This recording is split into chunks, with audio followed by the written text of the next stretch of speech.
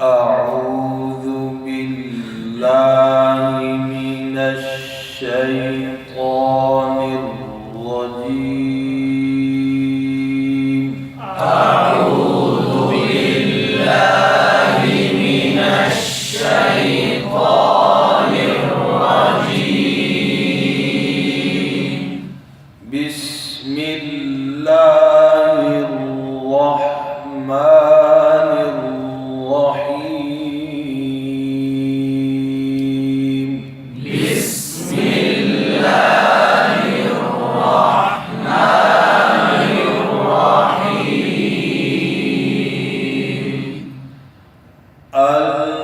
القارعة ما القارعة.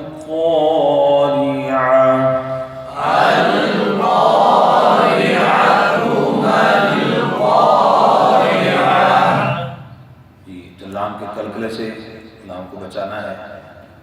اور قاری را کی زیر اکثر مشہور ہوتی ہے، اس کا خاص خاص قارعہ قارعہ قارعہ اور عین کا بھی خیال ہے. ٹھیک ہے، توجہ سے. وما أدراك ما القارعة.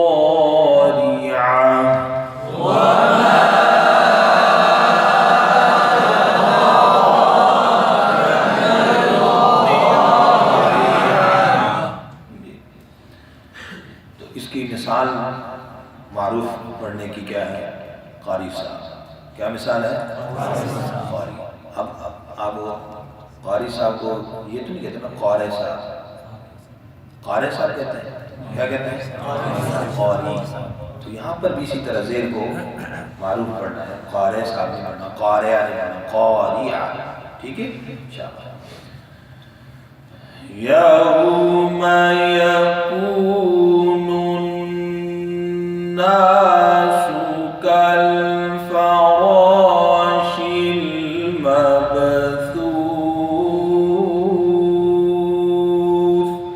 يوم يكون الناس كالفراش المبثوث.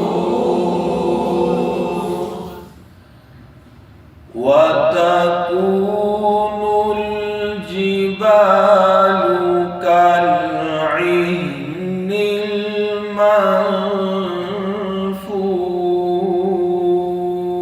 المنفوش. وتكون الجبال كالعهن المنفوش. کل یہاں پہ کل کرنا ہو. عین ہے، عین کی زیر مجہول نہ ہو، ہاں پہ کل کرنا ہو، اس کا خیال ہے. نیل لام پہ ماں اخفا ہے، وجہ سے. وَتَكُونُ الْجِبَالُ كَالْعِهْنِ الْمَنفُوشِ.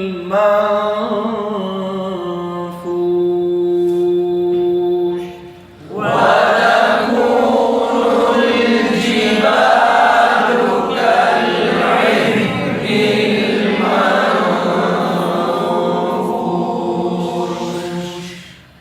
فأما من ثقلت موازينه. فأما من ثقلت موازينه. جی گاؤں پہ پیش بھی ہوں بول. فهو في عيشة راضية. فهو في عيشة راضية. فهو في عيشة راضية. فهو في عيشة راضية.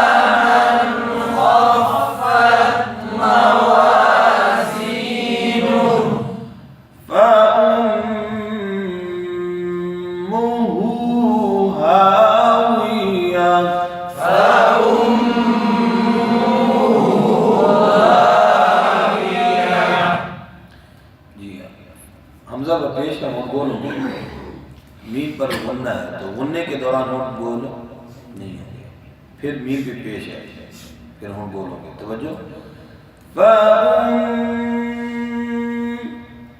فأمه هاوية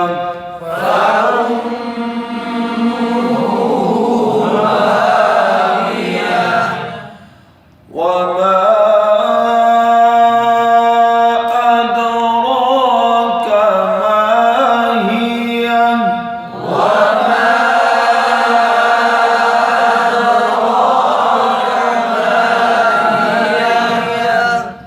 نار حامية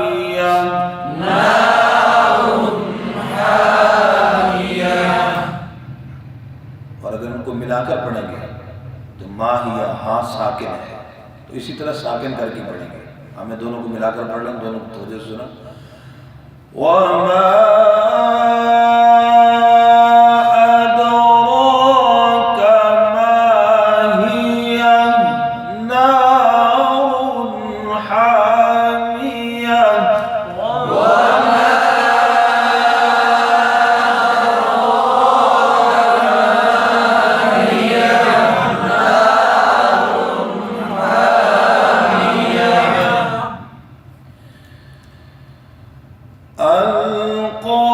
القارعة ما القارعة وما أدراك ما القارعة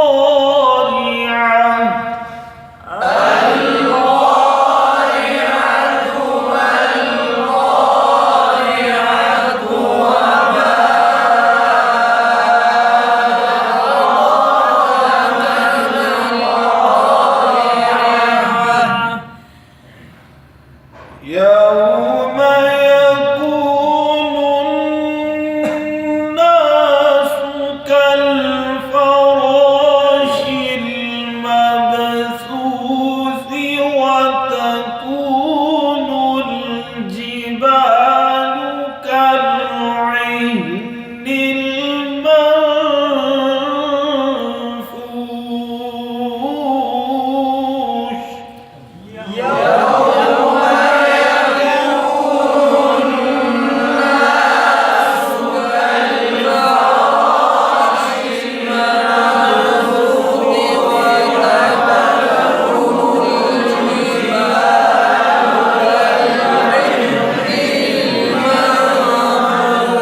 المنفوش فأما من ثقلت موازينه فهو في عيشة راضية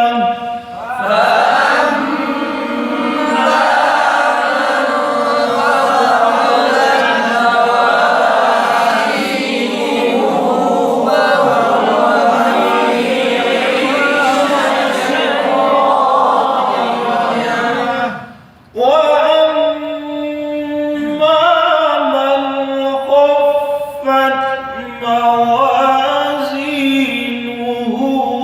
فأمه هاوية